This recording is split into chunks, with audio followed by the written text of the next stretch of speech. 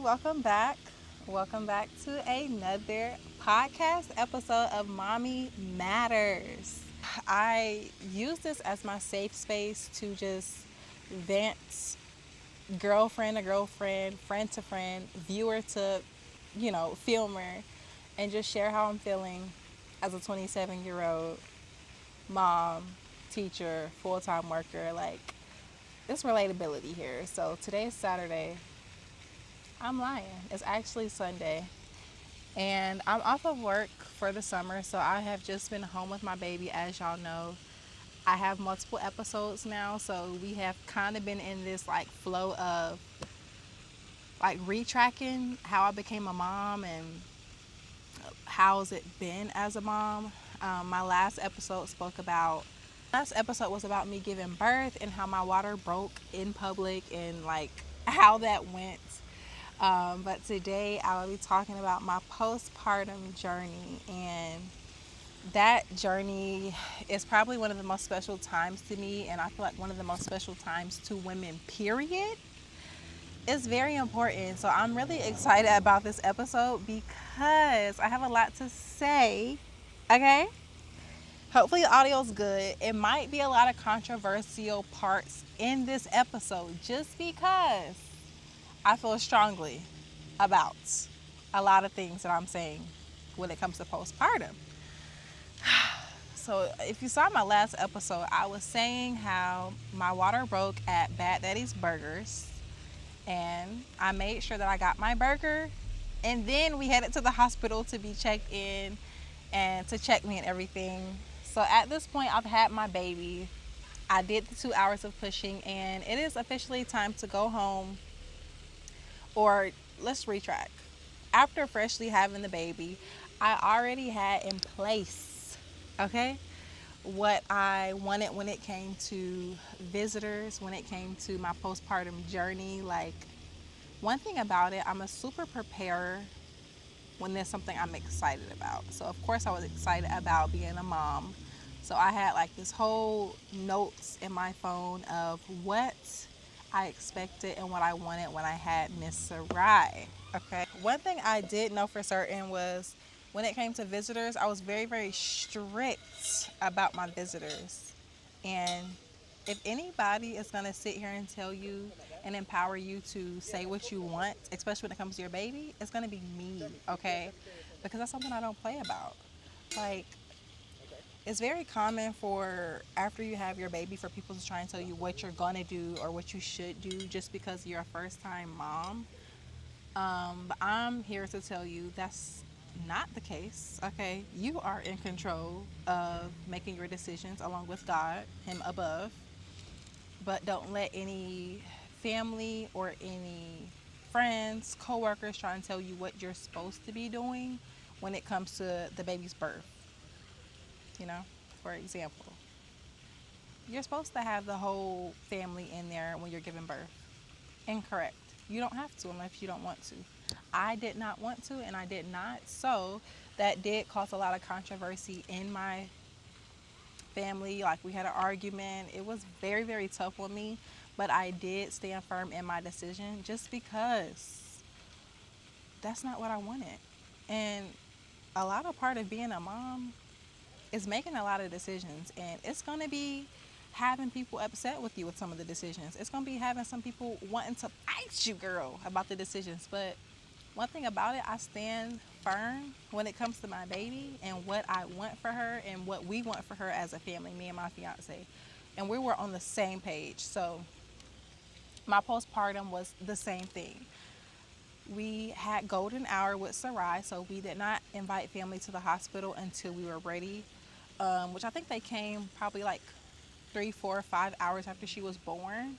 When we were ready, we were in our postpartum room. We had soaked in those first few moments with our baby, and we were ready for them. And that was great to see. Like, it's an amazing experience, but you just got to do it when you are ready for the family to come, because this is my first time being a mom. I'm breastfeeding for the first time. I am also bleeding, and all the other parts of a baby first coming out of you is a big adjustment. Like, it's a huge adjustment. It wasn't terrible though. So, pretty normal stuff like you're on your period, and add breastfeeding to that, and add being a little sore down there to that. Yeah, yeah, clock it, clock it. It wasn't bad. Like, I tell people all the time, I would do it again and again and again. Like, that's because my first experience was so amazing and I held it up so high. The expectations was there. The drive to make it amazing was there. So I feel like that all helped it be amazing with the help of prayer and with the help of my Father God above, okay? He was all in that labor and delivery room and without throughout my journey. So we had the baby, our family came to visit us, and that was good. Fast forwarding to the first night with my baby girl, it was definitely one for the books. She wanted to nurse literally all night. I'm getting hot out here, so my hair is probably like sweating up and stuff. She wanted to nurse literally all night. And granted, I didn't sleep before having the baby. Like, I didn't sleep within 24 hours, mainly because I was going through labor before she came for like, I don't know, was it 7, 8, 10 hours? I can't remember. I came into the hospital at like 1 p.m. and I had her at like 8 a.m. the next morning. So you do the math. I think it's like 16 hours or so. I was up basically the whole time. They kept telling me to sleep. But baby, who about to sleep when you in pain? BFFR. So I had her and I still didn't sleep because I was just soaking in the moments with her. So then when it was the first night, I was trying to get sleep. Crazy me. Why are you trying to get sleep the first night of having a baby? It's not happening. But my baby just wanted to nurse and nurse and nurse the whole night. And the hospital does not want you to hold the baby in the bed, which is not safe. So I had to be up every time she wanted to nurse, which was every second. And thank God I have an amazing fiance. I have an amazing man who takes control, who just has that, he has that like connection with his baby that he was like, give me that baby. Like, you need to get some sleep. He took the baby. I knocked out and went to sleep, and it was him and his baby that whole night. Now, I did give him, like I said, I was prepared. So I had syringes of breast milk already. Hold on, y'all. And if y'all hear kids in the back, that just adds the effect to this video. I'm at a public area, so it's kids playing. But yeah, I had milk and syringes already ready for him for those times where I did need him to feed, freshly postpartum preparation. And he took that baby and he had her on his chest, giving her the milk and the syringe when she wanted. And I got my sleep. So that was just the start of seeing that. I have an amazing dad right here that he can take care of his baby, okay? I would like to say though, I feel like the word postpartum just makes it like scary for people because what they speak, what's like been spoke about it, like it's supposed to be looked at as like PPD. And I did not even speak those words before the baby, after the baby, during postpartum. I didn't speak those words like PPD. I didn't even say PP, postpartum. I didn't even say it because words are very powerful. And if you're speaking this over yourself saying, yeah, postpartum is hard, then you're just not helping the situation. Your mindset is already making it seem like it's hard when really it's mind over matter. And it's like you just had this baby. You knew you were going to have this baby. You knew it was going to be hard breastfeeding for the first time or managing this with your partner. You already should be telling your mind that before the baby. Like, I know things are going to be different. I'm going to feel different. I'm going to look different. Scientifically, let me say this.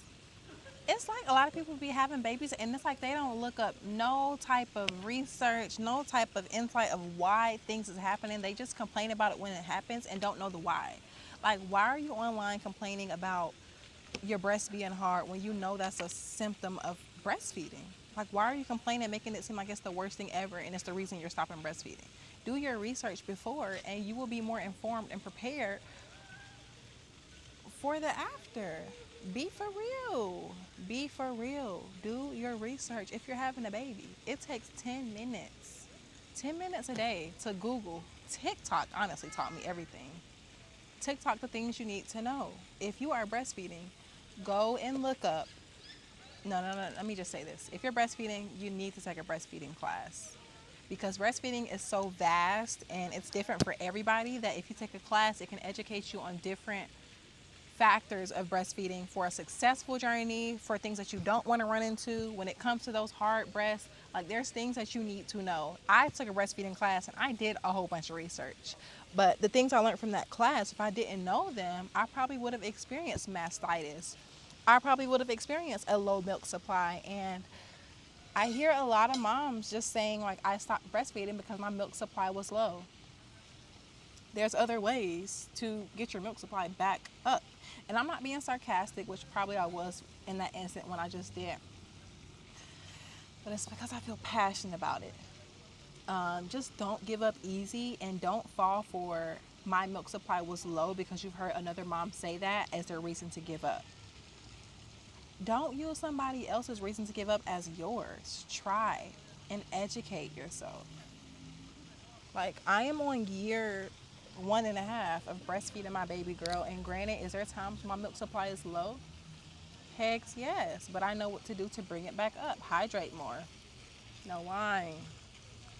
Body armors. Have breakfast. All of those things help me, and it's different for other people, but like I was saying, just educate yourself on your postpartum and things that you will need to make it better. If you don't put in no effort to make your postpartum good, then guess what? It's probably not going to be good. And the core of it is your mind and your talks and your relationship with God, okay? Because Jesus is the only thing that can help you through that time after the baby when it comes to your mind, because your body is already going through a lot. So you just have to trust and have faith that it is going to get better, which it is. First coming home, of course, it was just like the soreness of, down there and like sitting down. But one thing that caught me for a loop was my back pain. Like, I'm not lying to you. I thought that the epidural messed me up because the main reason I didn't not want to get epidural was a lot of reasons, just because like slowing down my labor and all of that stuff, which I'm not mad at myself for getting it because I made that decision myself. And if you look at my vlog, I stated why I got it, which is because I wanted to relax and enjoy the last 8 hours of my labor without being in pain, which I knew that before I did the research. I knew, but I still did it. It's okay. I'm not mad at myself. But the epidural, I thought I was blaming it for my back pain when I got home. And when I say this back pain was so excruciating, I don't even want to say excruciating. It was bad, okay? And it was every time I like bent down, it hurted so bad. And I just kept getting like sharp pains in my back. And I'm thinking that it's because of the epidural, but truly it was because my body was not used to bending down, looking at the baby all the time. And that is something that you experience because for your body, this is new. You may have done your research and be like, okay, I can prepare my mind. You can't fully prepare your body for postpartum after a baby because your body has never been looking down at a baby for 23 hours of a day. Your body has never been bent down breastfeeding a baby for 22 hours of the day. So my body was like experiencing the first time early February. And I was just like super heightened about germs. I wanted my family to come into the room with masks on, which they did. They respected it. And I appreciate them for that. No matter how crazy it may sound to you or how extra it may sound, just do what the mother wants. Like, she's already going through a lot. And the only reason she's doing this is to protect this baby, and it's because she loves this baby. That is why. It's not to be or whatever it is. I'm worried about my baby, okay, period. Because when the baby gets sick, whose responsibility is it? It's the mom and the dad, but it's more so on the mom if you want to be FFR. Like, it's for real out here. So whatever a mom tells you when she's postpartum, do it. Be quiet and do it, okay? Respect it. Stop taking it personal. Stop. It's not personal. It's about this baby. and her experience of just pushing out a baby. And I feel like a lot of people, I feel like this video might have to be 2 parts because right now I'm cooking up, and I'm feeling very like, I'm feeling this. So it's like people may take it personal because yes, they love this baby as well. They are excited about this baby as well. They've been waiting to see this baby come out for 9 months. But you have to think about the mom. She has been growing this baby for 9 months. She's been going through everything. So when she's freshly postpartum, do not bombard her with what you think she's supposed to be doing, what she needs to be doing, what she's not doing, how she's doing it. F all of that. Have some grace for her. And when you come see the baby, it's not just about seeing the baby. Ask the mom, does she need some water? I'm breastfeeding all day. Get me a new cup of water before you leave. All I'm asking. You're coming to see the baby. Dishes in the sink? Wouldn't be too bad to clean those. That's all I'm asking. You're coming to see the baby. You know I'm not cooking. You could bring some. Yeah, my mom brought some food. Bring some food. It's certain things that you need to be doing when you're going to see a postpartum mama. Stop coming in there, showing up empty freaking handed, and just thinking you want to hold somebody's baby because you're excited to see them. Then after the next 2-3 weeks, you don't hear nothing about the people about seeing the baby. It's just they want to get that excitement of seeing the baby. Then when the baby's here, it's gone. Which is, I'm understanding. Life goes on. I understand that. But I am stressing the importance of a postpartum mama when they first have this baby. Go see the baby when she's ready. Yes. But take care of the mom also. And it's small gestures like refilling her water, telling her something kind. You look great. You did amazing. Thank you, Kendall. It's small stuff like that. And that's why I feel like I got into one of my most like meaningful arguments with somebody that I have not said. It was just like I did not feel seen, and it really hurt my feelings. It hurt my feelings a lot because it's just like, I'm here, like, hello, like, this baby came out of me. I pushed this baby out, you know? I just want to be seen, you know? I'm learning. It's my first time. Support me. What I'm doing is not crazy. It may be extra to you, but this is my first time. Like, why is the attack? I wasn't understanding, but yeah, guys, that is a snippet of my postpartum experience. It goes a little bit farther into like, you know, driving with my baby. That was a big part of my postpartum. Like, it was a huge part of it. I didn't like hearing my baby cry, which I understand babies cry, but when I was especially postpartum, yeah, my baby not about to be crying. What's wrong? How can I help you, baby? What's wrong? So you can imagine how that may be a lot to try and figure out every time while the baby's crying or feel worked up every time. But it was more so when I was driving where I really couldn't help her. I was pulling over every single time she was like hysterically crying just because I couldn't focus on driving, and it just made me feel like very like I have to check on my baby. So that was very hard for me postpartum. There were a lot of times where we were just walking up and down neighborhoods, me breastfeeding my baby in my arms or me pushing her in the stroller to try and get her to sleep on a walk, because the stroller, the car seat, we have the Duna. The Duna would put her to sleep because it's a stroller. I could take her out the car and push her. She would go to sleep easily if we were walking and she was pushed in the stroller. So I would, a lot of times, take her out the car to calm down from crying and push her until she fell asleep. Sometimes that would take 30 minutes. I'm in a random neighborhood just walking. A lot of times I was just pulled over anywhere, nursing my baby in the back seat, trying to get her to sleep so that she would sleep the rest of the ride because she would just cry in the back seat. And that happened after the first month of life.